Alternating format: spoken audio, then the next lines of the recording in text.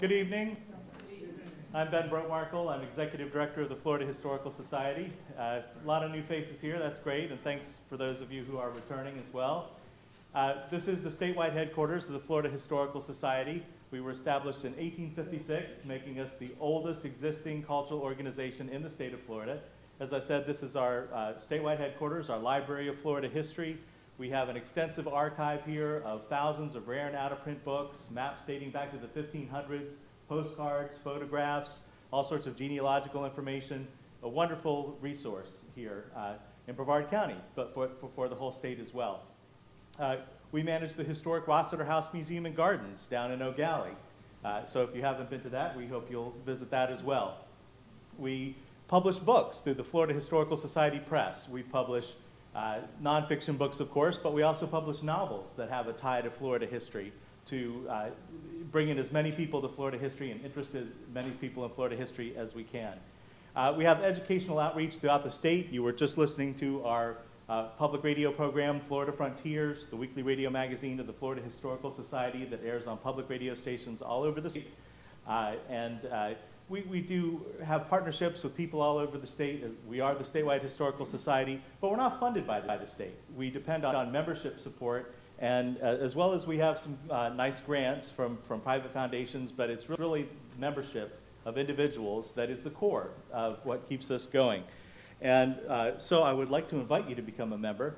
Tonight you're here for the Florida Historical Society Archaeological Institute, a brand new department of the Florida Historical Society, although we've been supporting archaeology for more than a century. In fact, we were really the only statewide organization that was publishing archaeology early on.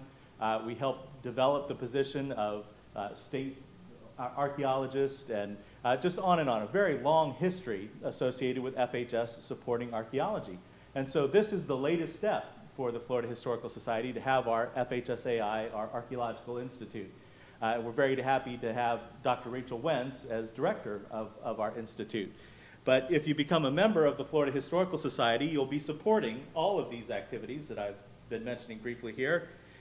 If you become a member of the Florida Historical Society, you'll get this wonderful tote bag that has our FHS logo on it, but also our brand new FHSAI, Archaeological Institute logo on the back. Of course, as a member of the Florida Historical Society, you will get our Florida Historical Quarterly, our journal that has wonderful articles on Florida history and culture. It's published 4 times a year, of course, as a quarterly. And we have a fan of the quarterly back there. And you will also get our newsletter, the Society Report, 4 times a year, which gives you all the latest up-to-date information. Information about things like our annual meeting and symposium, which this year is going to be in Fort Lauderdale, May 22nd through 24th. So we're very excited about that.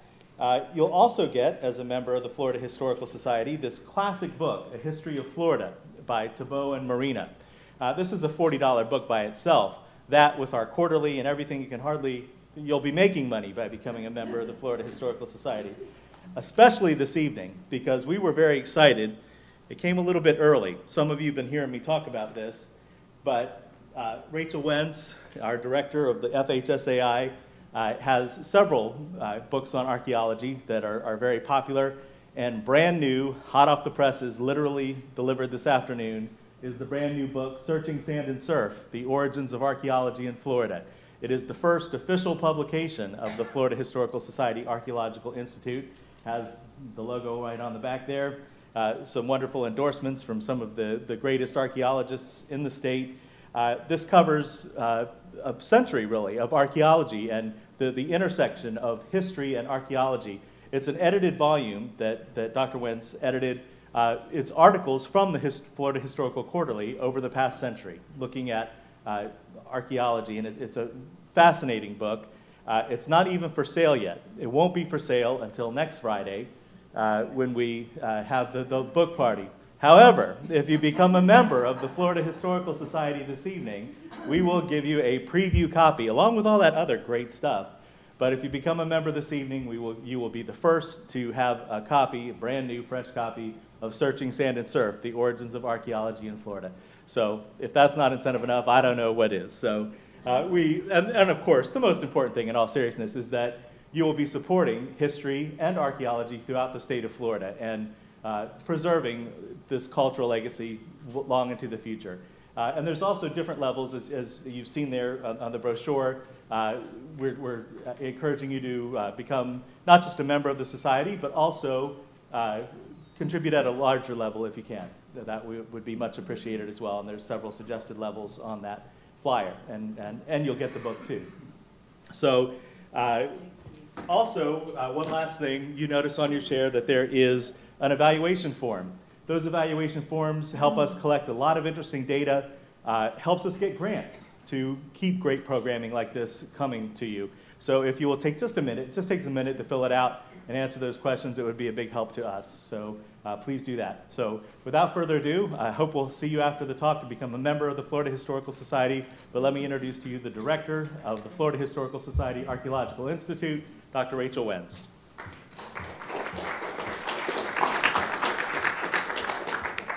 Thank you, Ben. Thank you all for coming. You all are real troopers because this is week 3 of Archaeology Month and you're still swinging here with us. It's wonderful. We've had some great programming this month. We're going to have another great presentation tonight.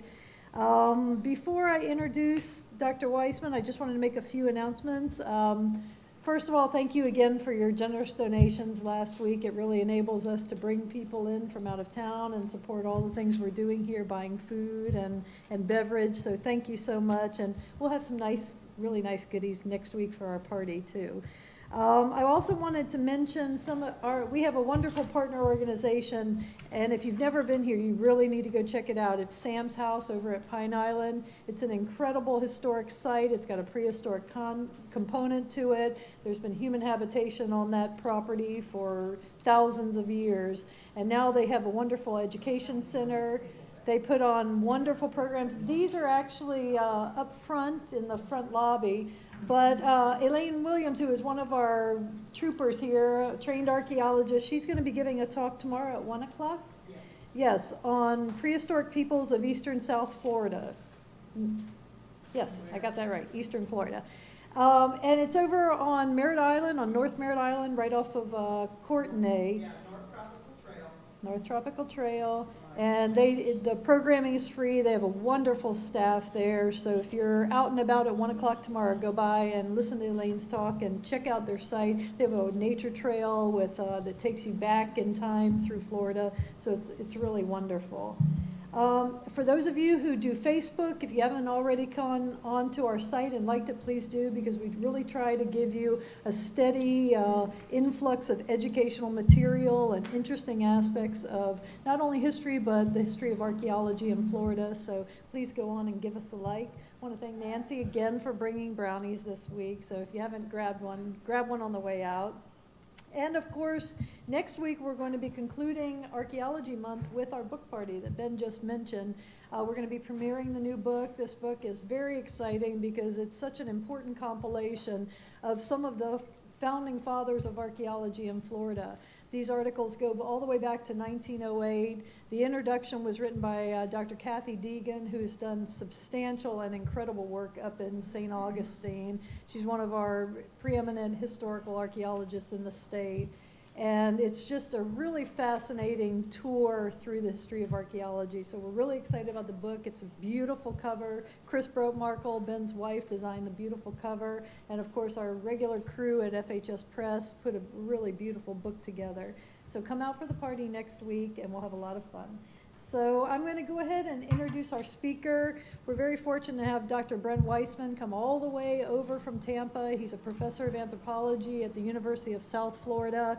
He received, his educational background is very easy because he received his BA, his MA, and his PhD all from UF. So there was no complicated, go Noles. But we love our Gators too, so.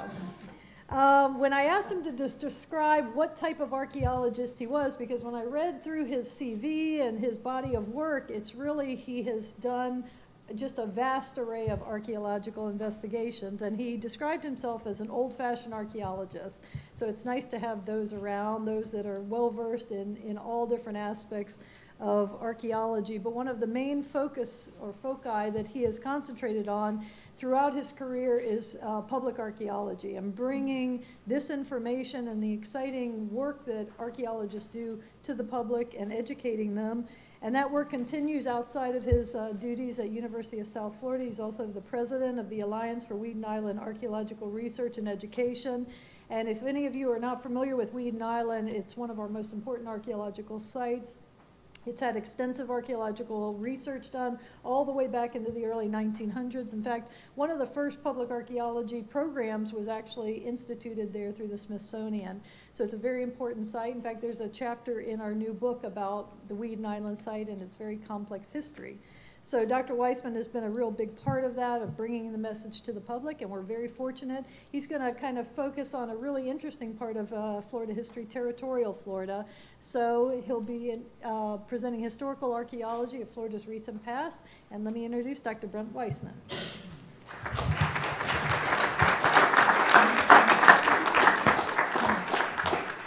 Thank you, Rachel. I'm very happy to be here. Now, do I need the mic? Yes. Okay. That's not for you. You're in the second row. Does it come out of the holder here? There we go. So I'm very happy to be here. I know the next hour or so for me is going to be much happier than the several hours I spent trapped in traffic on I-4 to get over here. So if anybody has a helicopter parked anywhere nearby, wouldn't mind flying me back to Tampa, I would greatly appreciate it. Last week, I gave a talk for a historical society over on the Gulf Coast to open one of their new exhibits that they had funded through the Florida Humanities Council. And they wanted me to talk about the 12,000 years of Florida prehistory in 45 minutes. And tonight, my task is to talk about the last 200 years in 45 minutes, and I think that's actually going to be harder than my challenge of last week, because there's so many exciting historical events that took place here in Florida, not to diminish Florida's prehistoric archaeological record, which in my unbiased view is the most significant in the United States. But I have, I'm unbiased on that. But as Rachel knows, we have every site type here, from Paleo-Indians all the way up through the classic stages of mound building and European contact, and wonderfully preserved archaeological record thanks to our wet sites, like Windover, which is in your county here, and I'm sure you know about that. A number of Paleo-Indian sites all around the state that archaeologists in other places envy. So there's plenty to study. And even when you get after the period of European contact, where you have the conquistadors trailing through, and then you have the mission system, and the collapse of the mission system, and the development of St. Augustine, the things that Kathy Deacon studies, that is also a tremendously rich part of Florida history. But none of those things are what I'm going to talk about tonight. I'm dealing, as Rachel said, with territorial Florida. And you might not think of that in archaeological terms, but this is the time period beginning in 1821 when Florida becomes a possession of the United States. So many people think that all the cool stuff was already over by then. The Indians had done their thing, the Spaniards had done their thing, and everybody had their chance for glory here in Florida, and everything sort of fizzled after that point. But I'm going to try to convince you otherwise by using archaeology in conjunction with historical sources.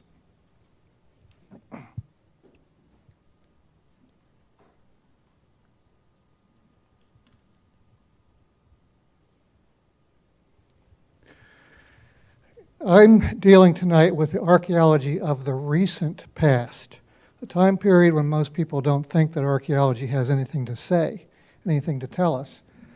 Because after all, hasn't everything been written down? Isn't everything in a book of some sort? Hasn't everything been documented? Historians rip through the archives. I shouldn't say rip, sorry for that. Sometimes they might when they get excited. But And we know there's every kind of document possible has been discovered by historians. Census information, tax rolls, city directories,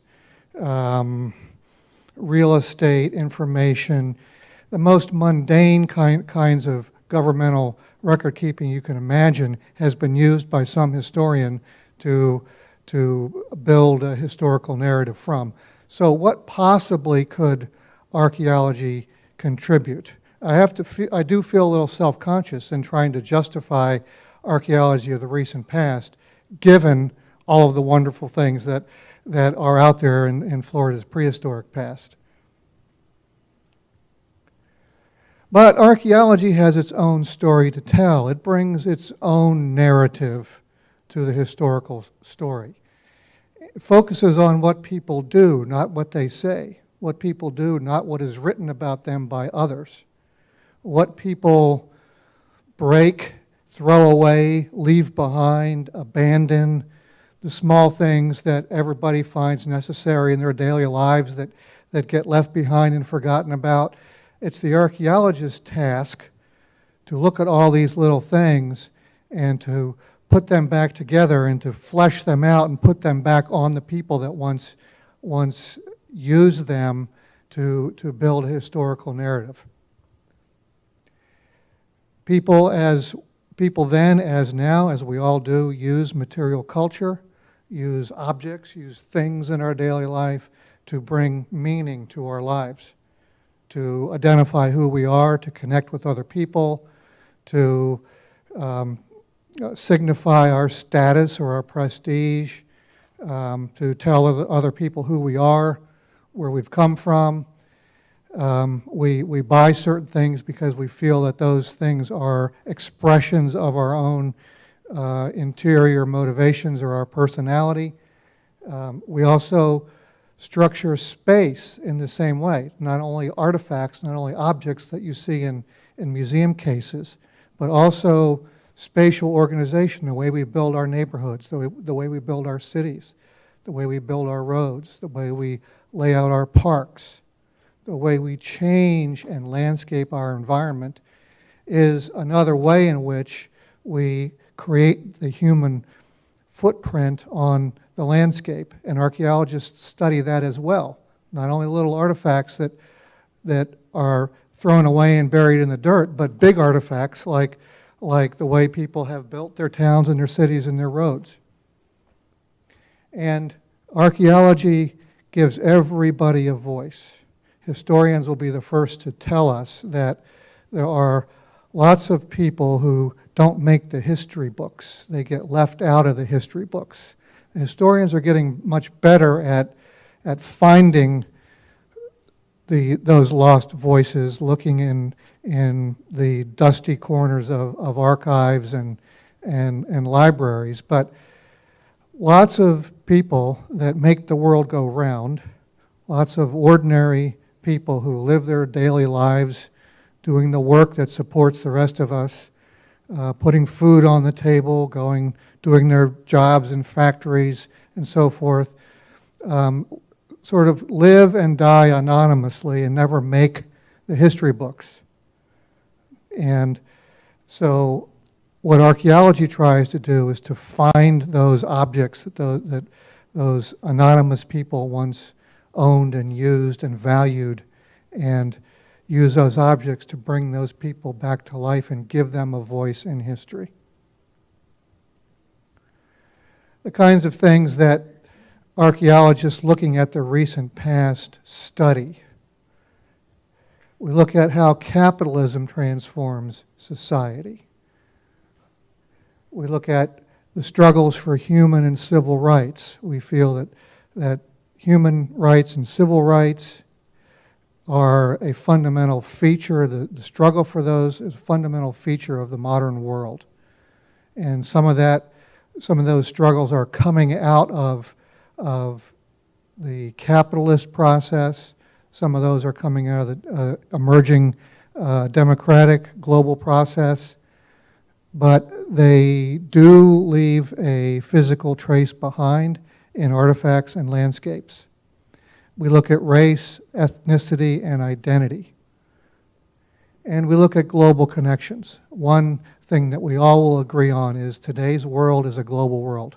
We are connected through networks of economic relationships all around the world. I just happened to look over here when I was listening to Rachel introduce, and the boxes of, not sure what they are, shirts, books, magazines, boxes stamped made in China.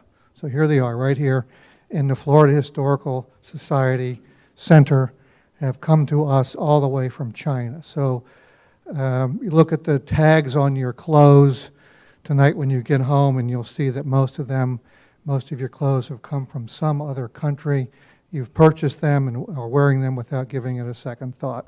So we are connected globally, and that does have consequence for the material world that we have created for ourselves. But above all, that's sort of the theoretical part of things that professors are obligated to talk about. But beyond or below those theoretical concerns is the basic fun of doing archaeology. We wouldn't do it if it wasn't fun. And we like to find things out. We like to go exploring and looking around and wandering off the beaten path, looking for new things, new information that we can tell people about. We can add to the historical record books about, and that's called research. And historians, archaeologists, lots of people like to do research, so we don't want to get too far away from the basic passion that drives us, which is finding things out. We're going to start tonight with, again, we're in the territorial period, post-1821, and we're going to start looking at the archaeology of Seminole War battlefields. And I'm very fortunate to be talking to a historically literate audience, so I don't need to go into a lot of background, I'm sure, about the origins of the Seminole Wars, the Second Seminole War in particular. But we know that there was a series of sort of unfriendly relations between the United States government and the Seminole Indians surrounding the issue of removing them to Indian territory in the West, the Seminoles resisting being removed. Eventually hostilities break out late in 1835. Those facts are known to the history books. This is a lithograph from the time period, from the early years of the Second Seminole War, that was published in newspapers and often accompanied newspaper accounts of some of the early hostilities, the early battles. Now, the soldiers wish this was an accurate depiction of a battle in which the Seminoles exposed themselves out in the open to be shot at by soldiers safely behind the fort palisades. But in fact, that almost never happened. The Seminoles were not interested in engaging in open pitched warfare with the army. They had no background in Napoleonic tactics and no interest in having themselves cut down like sheaves of wheat by massed ranks of infantry. So, plus they were outnumbered. They used geography to their best advantage. They attacked from ambush. They used stealth. They drew the soldiers into swamps or ravines or mucky marshlands where they got their legs stuck in the mud, and then would fire on them using everything they could in terms of sort of stealth tactics. Oftentimes, the books call this guerrilla warfare, which unfortunately implies sort of a spontaneous, almost random effort on the part of the Seminoles fighting just opportunistically against the army when situations presented themselves. Now that turns out not to be the case. Here we have, I apologize, it's a little fuzzy, but it's a bird's eye view of a fortification called Camp Izard. This happened early in 1836. General Edmund Gaines, acting without orders, moving from Fort Brooke north to Fort King along the Fort King Road, was supposed to show up at Fort King, decided to hang a left and take a detour over into the heart of Indian country, and on his own, without orders, attack the Seminoles, who we thought were sitting there waiting for him to conquer them. In fact, they ambushed Gaines on the banks of the Withlacoochee River. His men had to throw up these hasty breastworks that you see there, formed by that oddly shaped rectangle, which was pine logs stacked 3 logs high. And for about 10 days, the men were kept pinned behind that breastwork under intermittent fire from the Seminoles, who never exposed themselves to fire from the soldiers. They kept the soldiers pinned down without food. After all, they were only rationed enough to march from Fort Brooke, which is now Tampa, to Fort King, which is now Ocala. They didn't have enough supplies to be pinned down for 10 days by the Seminoles. So they ended up picking the corn out of the horse manure after they fed their horses. And then they ended up eating the horses. And meanwhile, the Seminoles were nowhere to be seen. They were in the surrounding forests. Here's an artist's rendition of the scene inside the Izard breastworks, with the soldiers firing out into what? Into space. Because do we see Seminoles out there who have presented themselves to be shot at? No. The Seminoles are well secured behind pine trees, behind palmetto thickets, and not to be seen.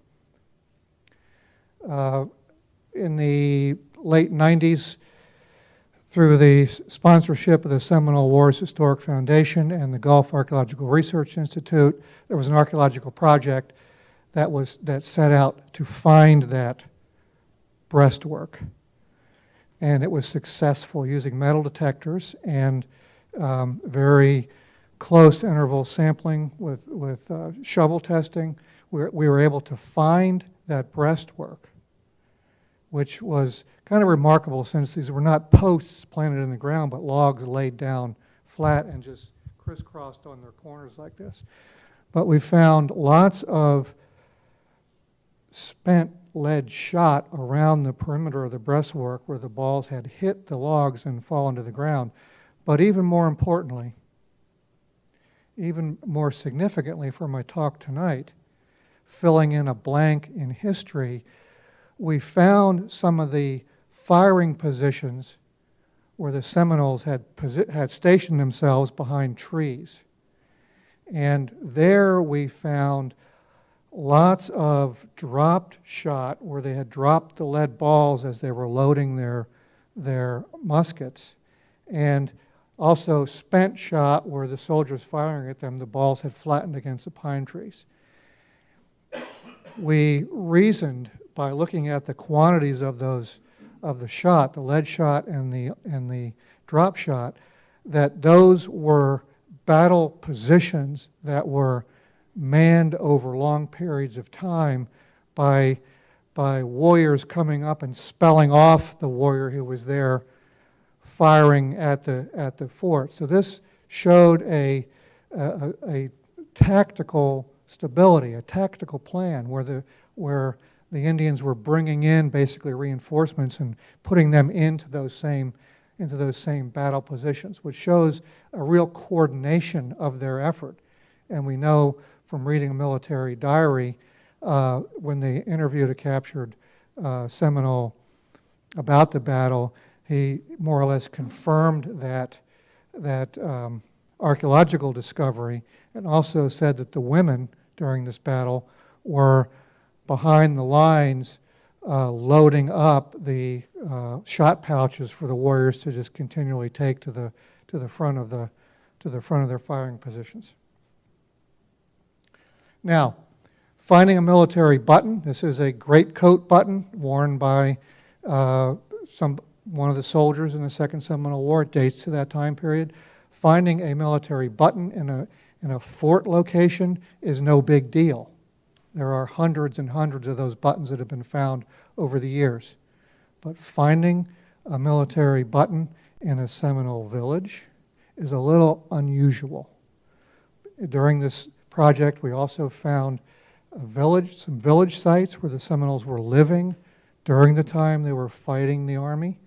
And in one of the village locations, along with the old-fashioned traditional Seminole pottery, the clay pottery that they made, along with some of the broken glass bottles that they traded for, and a Seminole site without question, we found several military buttons, which is a little odd. And we reasoned from that, and again, finding support through some of the documents, that the Seminoles were wearing military uniforms when they were fighting the soldiers. They wore them for prestige, as trophies, because when the soldiers saw a Seminole warrior dressed in a great coat, that the soldier would know that there was somewhere a dead soldier that coat came from. And also, we know at the Izard battle that there was about a dozen Seminole warriors that dressed in military uniforms and actually infiltrated, got right up to the fortification, and with the smoke of battle, everybody thought that they were a returning platoon that had been out scouting around. So again, this is archaeological evidence of the degree of the tactical sophistication that was being used by the Seminoles. We may continue to think of the Second Seminole War as a guerrilla action, but I would qualify that by saying that this was at least particularly in the early years of the war, a very planned, very coordinated effort on the parts of multiple Seminole Indian bands to come together to provide a unified military front against the Army. Here's a artist's depiction of some of these warriors, and I want you to look at the man in the back right here. Look at this gentleman right here. He is a black Seminole or a Seminole Maroon. A very interesting situation develops between the Seminoles and escaped slaves from the southern plantations that come down into Florida. They first come into Florida when Florida is in Spanish hands after the American Revolution, Second Spanish period. And they take refuge amongst the Seminoles because slave catchers were after them. They were lost property, and the owners wanted to reclaim them. They took refuge amongst the Seminoles for protection. The Seminoles protected them in exchange for tribute from agricultural crops that the black Seminoles would grow. Every year they had to turn in a certain percentage of their crops, the corn, the watermelons, the squash, the rice. They were growing rice. They had to give that over to the Seminoles in exchange for protection. Now, the outside world viewed these black Seminoles as being the slaves of the Seminoles.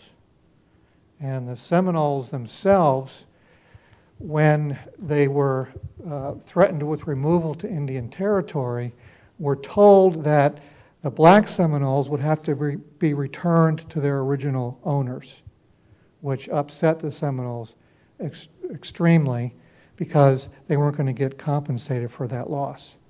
So by that time, the Seminoles themselves felt that even though their notions of slavery were not exactly what was the norm in the plantation South, they also had attached a money value to those black Seminoles and wanted to be compensated for their loss should they be taken away from them. So that's a very strange kind of bondage that attached the the Black Seminoles to the Seminoles. Historians wrestle with that because the documentation, I'm sure Ben and the professional historians in the room will back me up on that. The documentation is very slim on that relationship. There's very little that's out there. What is out there pertains mostly to this monetary situation coming in around removal.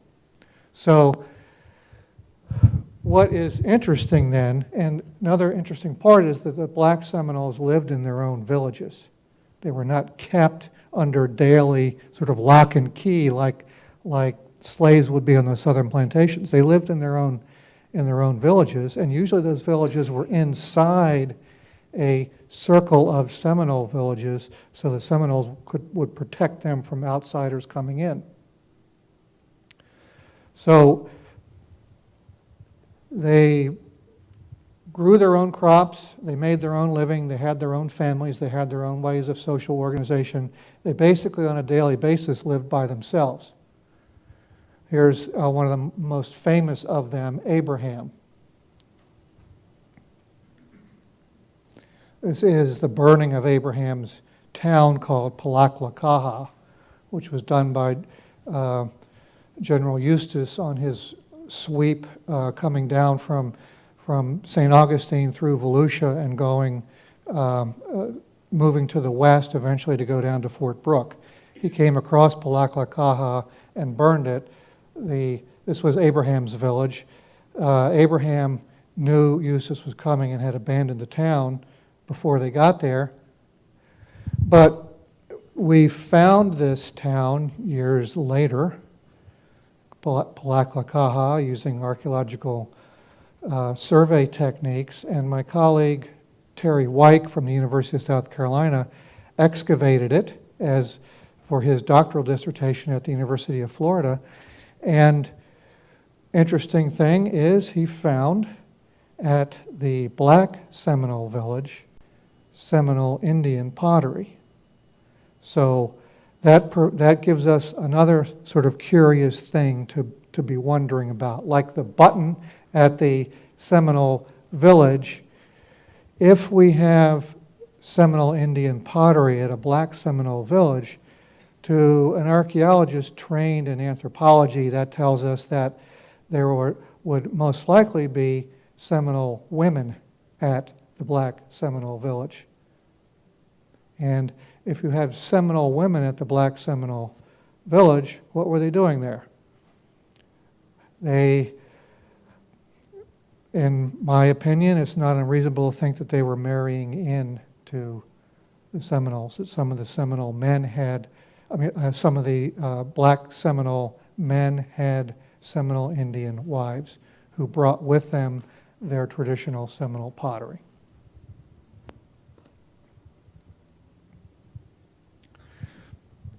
Other areas that we have explored and have brought to light, moving ahead now into the 1850s and 1860s, a site that some of you might recognize called Pine Level, which was the first county seat of what is now DeSoto County before Arcadia came in. I don't know if any of you are from that part of Florida. It's Pioneer, Florida. It's Cracker, Florida.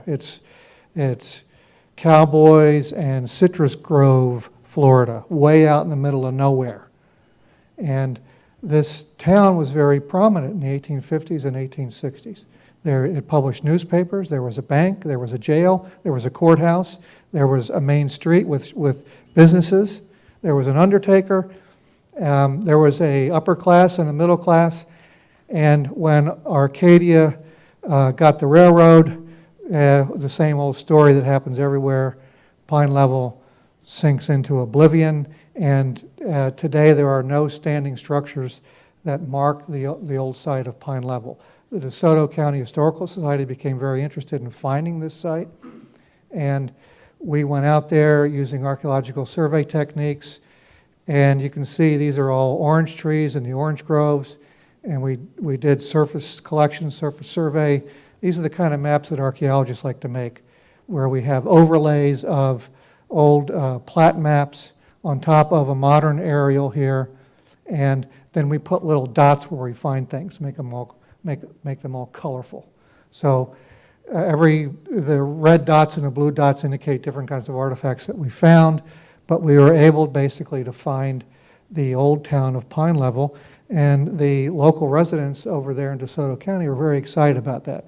They had these Pine Level history days, and these some events, where everybody came out and walked around and looked at the artifacts, and it was quite fun. So that's an example of another fun thing that we found.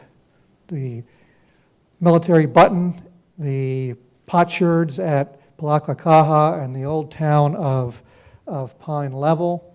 This is all good archaeology. It's all real archaeology, no different than in its practice than the prehistoric archaeology, and we find out real things. Another finding was over in the city of Tampa. There, years ago, had been a historical black section of the city that was called, at the time, the Harlem of Tampa. They had theaters, they had nightclubs, they had bars, they had saloons, they had barbershops, they had drugstores, they had clothing stores. This was a real middle class, very nicely developed historical area of Tampa, settled first by freed slaves at the end of the Civil War, but then becoming a real thriving commercial district. Here is a Sanborn map showing a part of this area. This area here is the same area shown on the Sanborn, the way it looks now, which was inside a city park, not a standing building remaining. The whole area was knocked down in urban renewal in the 1970s.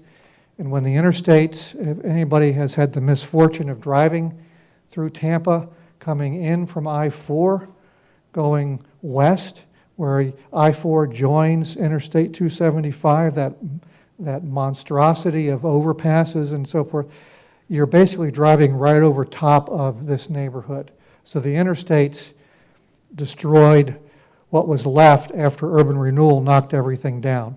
So the Department of Transportation felt guilty about that years later and decided that maybe they could use archaeology to help them contribute to the social good and not just knock things down and dig things up. So they gave us at the university a nice grant to go out and find some of these old neighborhoods that had been destroyed by the interstates.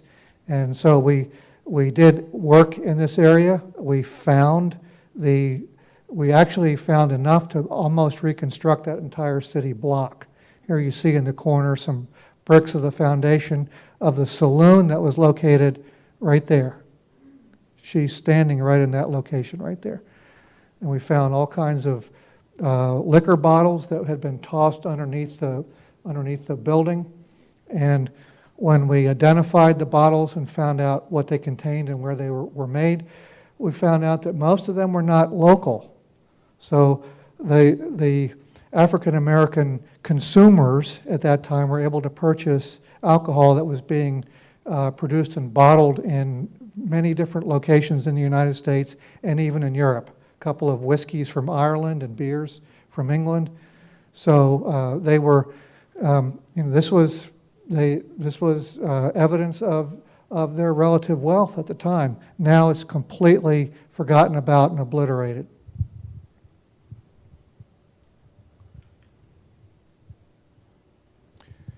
Another thing that archaeology of the recent past is good at is giving people a place in history.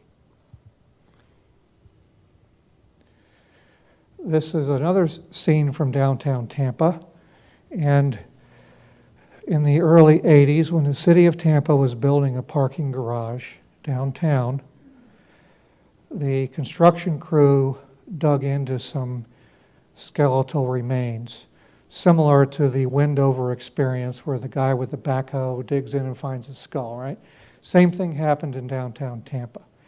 It turned out that they had dug into an unmarked cemetery that was associated with Fort Brooke, an 1830s cemetery that contained not only some soldiers and some civilians, but also 30 or so Seminole Indians who had died of disease at Fort Brooke, waiting to be put on the ships to be deported to Indian Territory.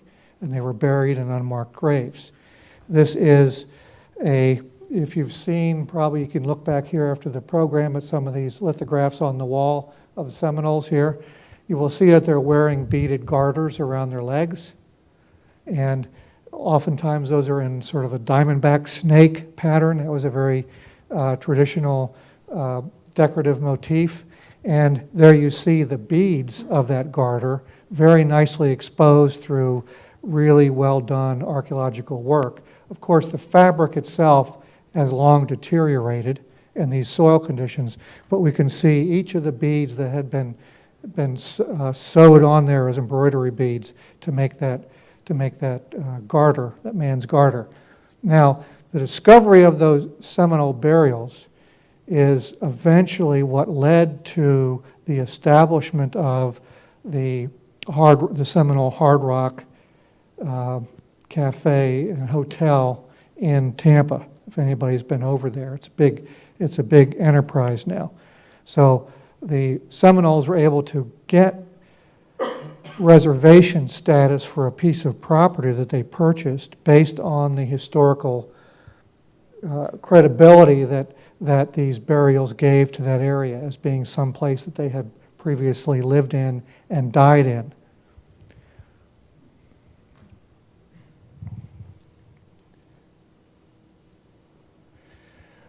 Other people who tend to be sort of nameless in history are the many workers, the farm workers, the forestry workers over the years. These, of course, are turpentine workers who are out, this I think is in Lake County, who are out cutting pine trees to extract the resin that will make the turpentine. This is sort of the typical work conditions where the boss is up on the horse overseeing all the work going on.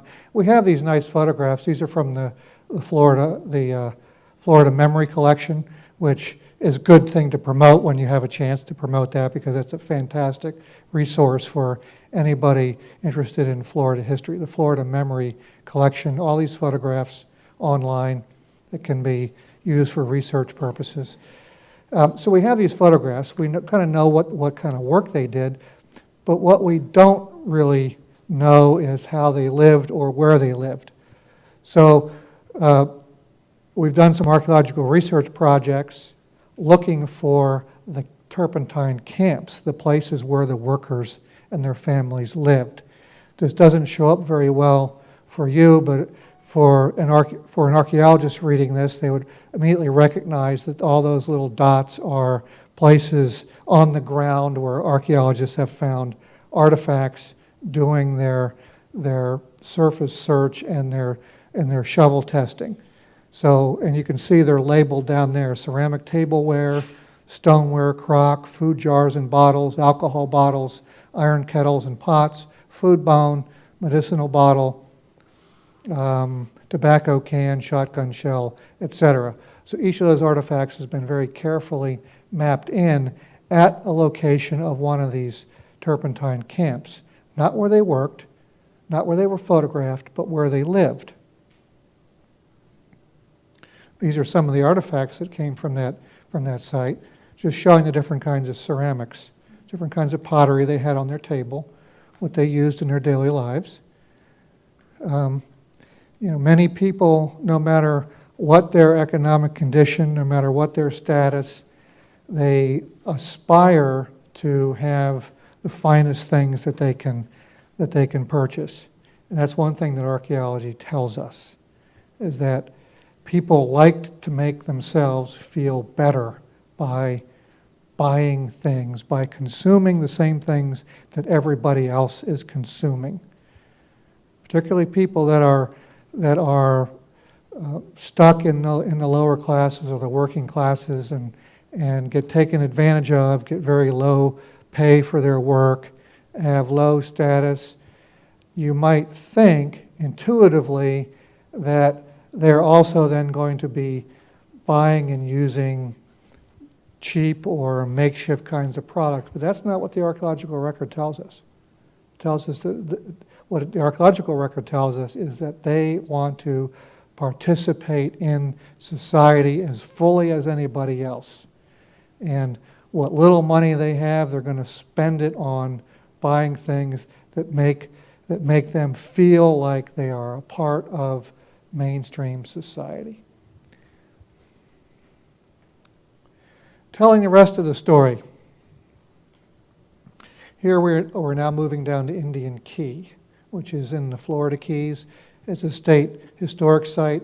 I encourage anybody who's on their way down to Key West to make a detour and go out to visit Indian Key. It's an island 1 mile out on the ocean, and it's the location of an 1830s wrecking village, a town that was established to go out and salvage shipwreck booty that from ships that crashed up on Alligator Reef, which is a couple miles out further than this. This is a watercolor by John James Audubon, who actually visited the site, showing the shoreline of Indian Key. There is a plat map drawn of Indian Key by one of the developers. See, Florida had developers even back then. There were 2 or 3 guys that got together and bought Indian Key and developed it as a development and tried to promote it to get people from the north to move down. And they made this map, which at first was just a fiction. But to anybody who was pondering a move to Florida, it made it look like this was a very civilized place. Nice streets laid out at regular angles, everything nice and orderly, some wharfs. Everybody would have a space for their house on a nice little residential lot and so forth and so on. And eventually they did build it. And this is what it looks like, or what it looked like recently, and you can still see that street grid plan in the vegetation there, and the large central area, which was the town square, was laid out very similar to a New England village, trying to sort of portray or give the environment of something orderly and established and regular and safe, and a place where somebody could come and make a nice living for themselves and their family. Now, things didn't quite work out that way, as you might imagine. This is a view from the island out to Alligator Reef, where that lighthouse is. The lighthouse put Indian Key out of business because the ships no longer wrecked when they had a lighthouse out there. So it eventually was abandoned and came into state ownership in the 20th century. These are some of the people that lived out there.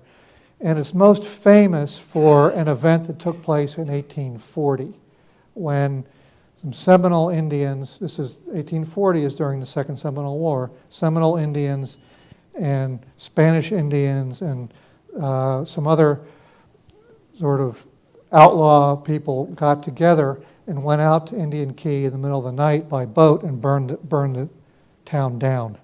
Attacked it, burned it down, killed a couple of the residents, including the most famous one, who was the botanist Henry Perrine, who had moved out there only a short time before to do agricultural experiments in tropical economic botany.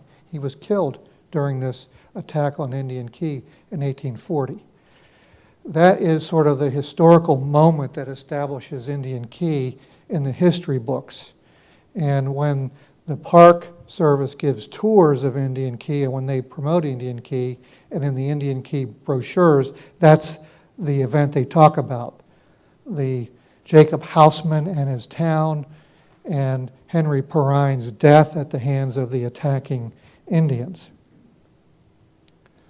This is some of the archaeology we did there at Indian Key on behalf of the Park Service, who was going to do a lot of restoration of the archaeological, of the remains of those buildings, and didn't want to destroy the archaeological record when they were stabilizing the foundations.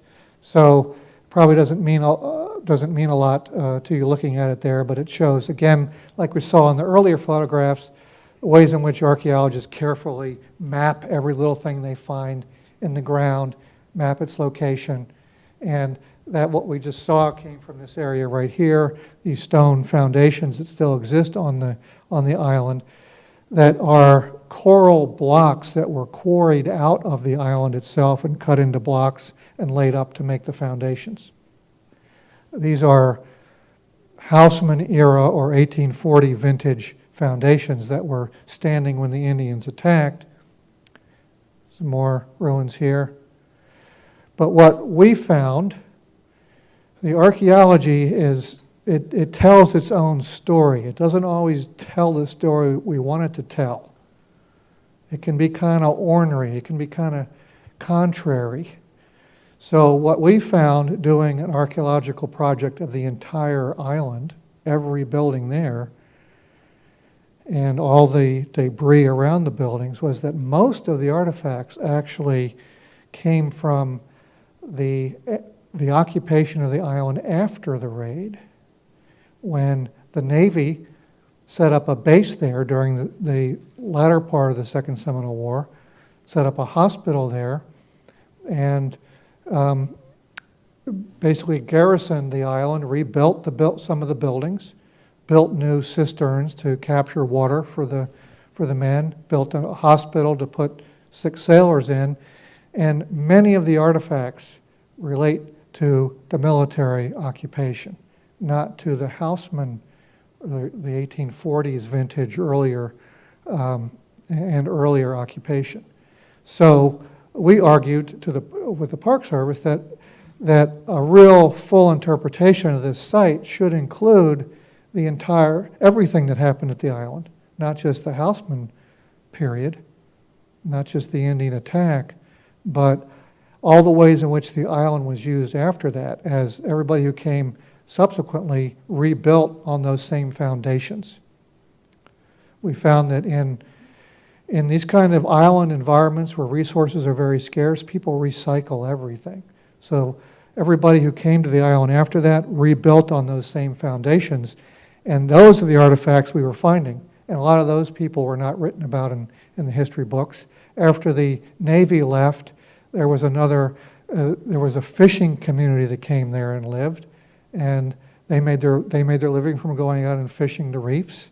And we know some of their names, but they're largely invisible. They did no great deeds. They were not attacked by Indians. They lived there for years, peacefully, quietly, going about their own business. But they left a very abundant archaeological record of their trash. And we argued to the Park Service that should be legitimately interpreted as part of the history of the island as well. What we see here is just a distribution map of some of the military buttons that were found on the outside of that foundation that I showed you earlier. That's the foundation wall, is a bird's eye view. And out the back door, there was a door right here, is an area where we had all the military artifacts clustered. I know from working at other military sites that soldiers, and I don't mean to offend anybody here, but I think you will agree with me, are very sloppy in the field. They don't care about what they leave behind. That's not their primary concern. Second Seminole War forts in Florida are easy to find because they're littered with glass bottles, with buttons, with smoking pipes, with all kinds of with lead balls that have fallen out, and they took no care in cleaning up after themselves, thinking that they're only going to be there for a little period of time, and they had no investment in cleaning things up. So the sites are very, very messy. Likewise, Indian Key, very messy after the Navy was done with it. Just another one showing some of the distribution of the historic artifacts found outside these buildings. a medicine bottle from the hospital area at Indian Key, gave us additional clues about the kinds of medicines that they used to treat the soldiers with. Again, no real records of that we've been able to find about the different kinds of medicinal practices used to treat the Army during that time period. Other areas in the 10,000 Islands that have basically historically vanished. 10,000 Islands, of course, as you know, are those islands, probably more than 10,000 of them, that ring the outer edge of the Everglades on the southwest coast. And many of those islands are basically gigantic Indian mounds. That's why they're there as islands. And on those gigantic Indian mounds, early pioneers and settlers built their own houses with the crazy idea that we're going to grow crops there and export those crops to market. Every one of those ventures eventually failed. Weather was bad, transportation was bad, either the bugs got the crops or they were spoiled, one thing or another. All those settlements were short-lived and left behind these foundations out there that nobody knows anything about. And we've been out there mapping and working and documenting these sites. You can see them real quickly there, and even cemeteries that are unmarked, unrecorded, people whose names don't show up in any historical documentation buried there on these islands.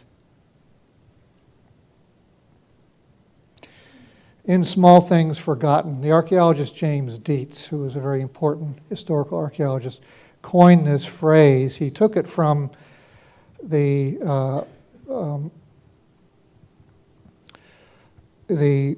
probate records in colonial Massachusetts, the probate process, where when somebody died to settle their estate, appointed officers of the court, the probate officers would go in and record, document room by room what the deceased owned and gave those a monetary value to settle the estate.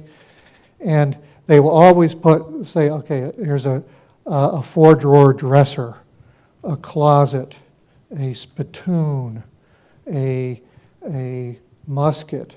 And then at the end they would always put, and many small things forgotten, which was their classification for all the other stuff that was too small for them to worry about. And that's exactly the kind of things that archaeologists do worry about, the small things. Again, just a patent medicine bottle from one of those 10,000 Island villages. Glass beads from the Indian Key site. These are typical Seminole Indian glass beads of the time period, but it's unlikely, since the Seminoles didn't live there, that these actually belonged to the Seminoles. Much more likely that they came from the slaves that the residents of Indian Key kept, because we know that slaves also wore these same beads. A Japanese ornamental button from the Pine Level site. Remember, that's the site way out in the middle of DeSoto County, 1850s, 1860s vintage. Long forgotten, no visible remains of the site, now buried under an orange grove. What on earth is this? And this button came from, about a foot down, so it wasn't just dropped there 5 years ago. It was in the context with the other artifacts. That symbol means double happiness. It's a conventional symbol of the time. That's the other side of the button or coin. We're not quite sure what it is, but this shows a steamship, a paddle wheeler, but it's been identified as Japanese. We don't have a good date on it. 1860s is probably the vintage based on some of the technology here shown on the boat. So what kind of story can we tell about how that gets to a site in the middle of Pioneer, Florida in the 1860s or 1870s? is possessed by somebody there, is dropped, lost in the sand, and forgotten, only to be discovered 150 years later by some student archaeologists working on a project for the DeSoto County Historical Society. Another button, this came from the same cemetery where I showed you the garter, the beads in the garter at Fort Brooke in Tampa. This is a gilded Fleur-De-Lis button, and it came from the burial of an African American, probably a black Seminole who died there, awaiting deportation, who was buried there. And the only object he had with him, the only object that was found in the excavation, was this single button. So again, what story can we tell about this guy, this black Seminole, who had either been captured or gave himself up to move to the unknown area of Indian Territory, and taking with him this gilded Fleur-De-Lis button, perhaps on a vest, perhaps in his pocket, perhaps as a memento or a token of something that meant something to him. These are gun flints from a site excavated by Charles Fairbanks a long time ago at the Kingsley Plantation in north of Jacksonville on the Sea Islands. The significance for us here is that these gun flints, and I'm sure many of you recognize them as gun flints, that would be part of a flintlock, musket, or rifle. The significance is they came from a slave cabin.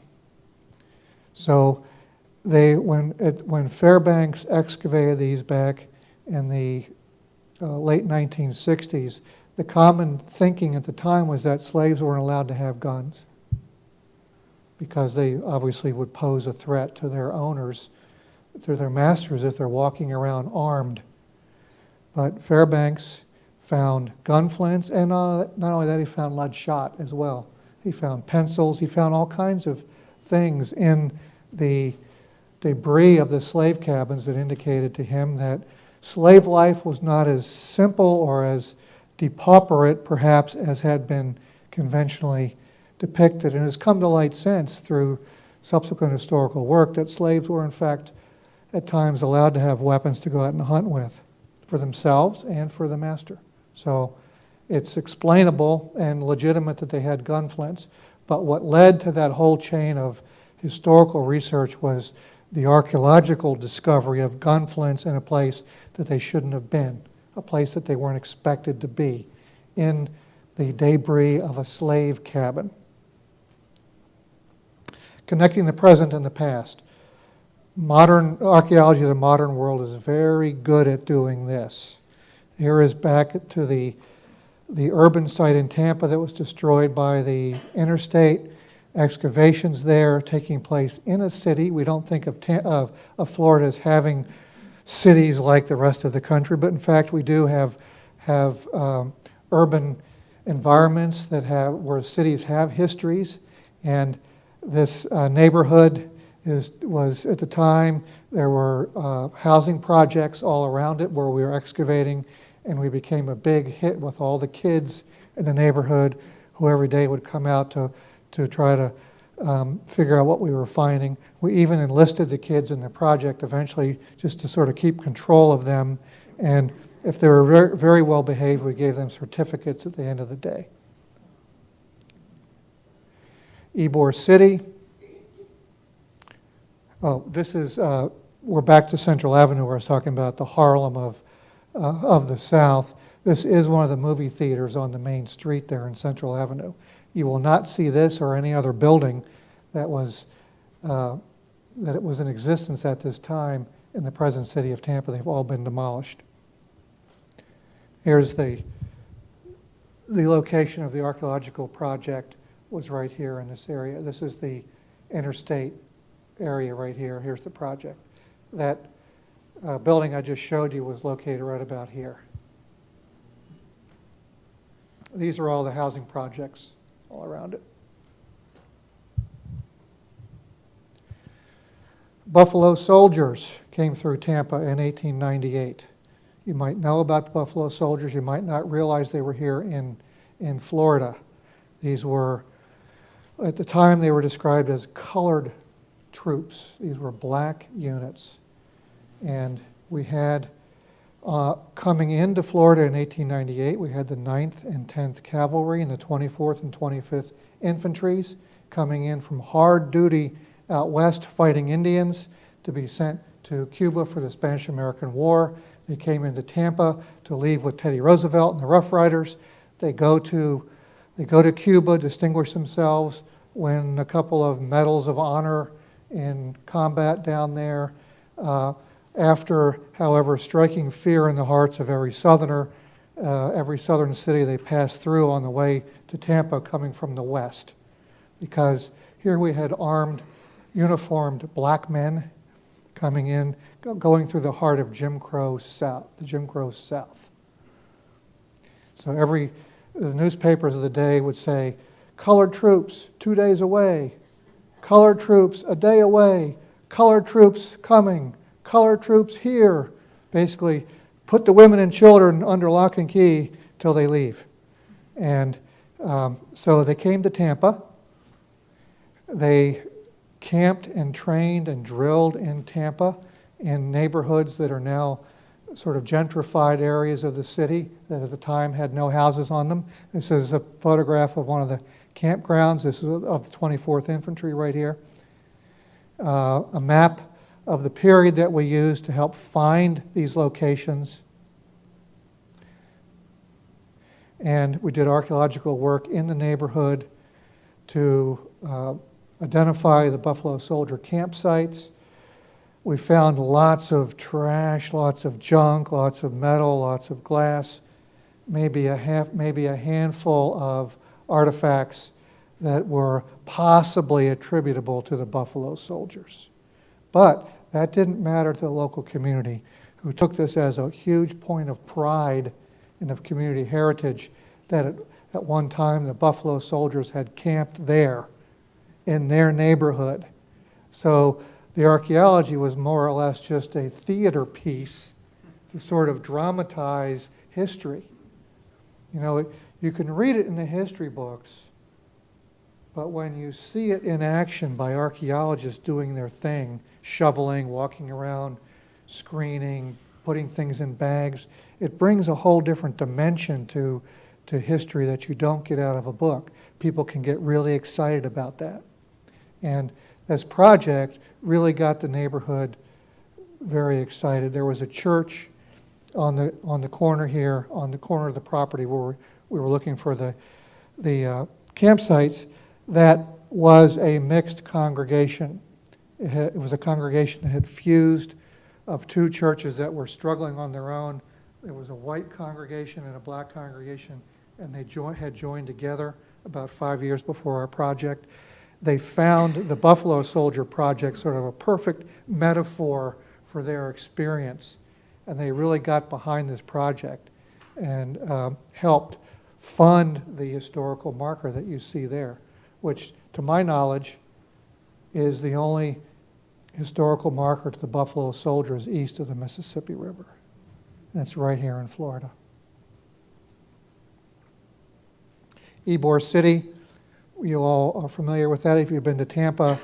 Lots of standing buildings there that have historical value, and living people who still remember those buildings from their childhood, living in them, walking past them, buying their groceries from them. So we've done a lot of urban archaeology in Ybor City, again, with the deliberate intention of connecting the present and the past, connecting people to things that they might or their parents might have remembered from years ago. So this is the Fleur-De-Lis bakery in Ybor City. We did archaeology projects around the bakery here, attracted lots of public attention, and built up a whole base of community support around this kind of urban archaeology, finding not exotic artifacts, not museum pieces, but everyday fragments from from everyday life that really allowed the people of the present to sort of reach out and touch those people of the recent past. You know, archaeology has the ability to excite people because it does deal in remote time periods, because it does discover exotic remains. It does find startling, beautiful objects from past civilizations. That's one way in which archaeology can get people excited about the past.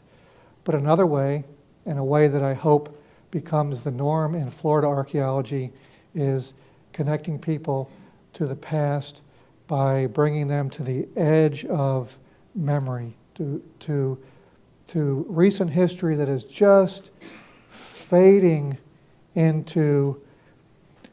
out of memory and not yet in the history books. So thank you all very much.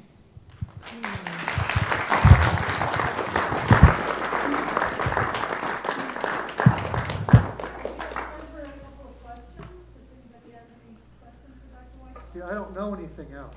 I gave you everything I knew. Where's Ybor City. It's on the eastern edge of Tampa. As you go in to Tampa on I-4, you pass through the northern edge of Ybor City. That was the cigar district. It was founded in the 1880s by some Spaniards who had moved out of Key West due to labor strikes that went to Tampa, established a cigar factory.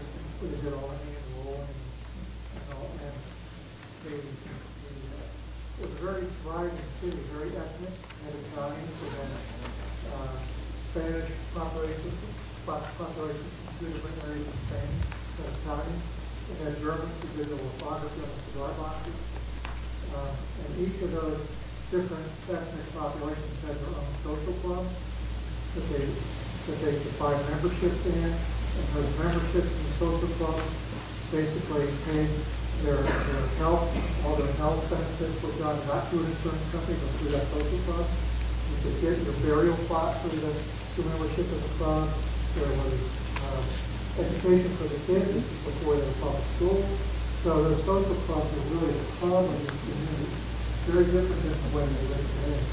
But interestingly for Ybor City, those social clubs are still there.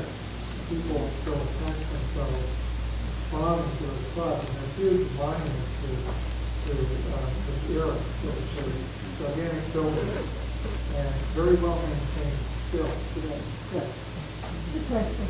What was the clue that set those students to start excavating there? And the other question is the grassy area where the excavation is going on near the interstate. Yes. What's there now? It's still part of a city park, and the area where you saw those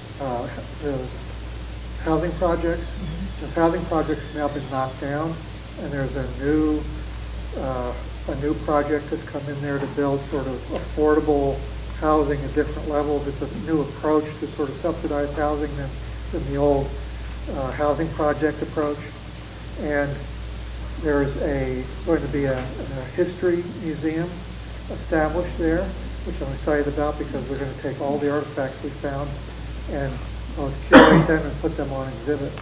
So actually that story has a happy ending. And the big sites themselves that we just covered up. Yes, we covered those over. So now physically that area that you saw there has been returned to a park, a city park. What about this spot? Why did you do that?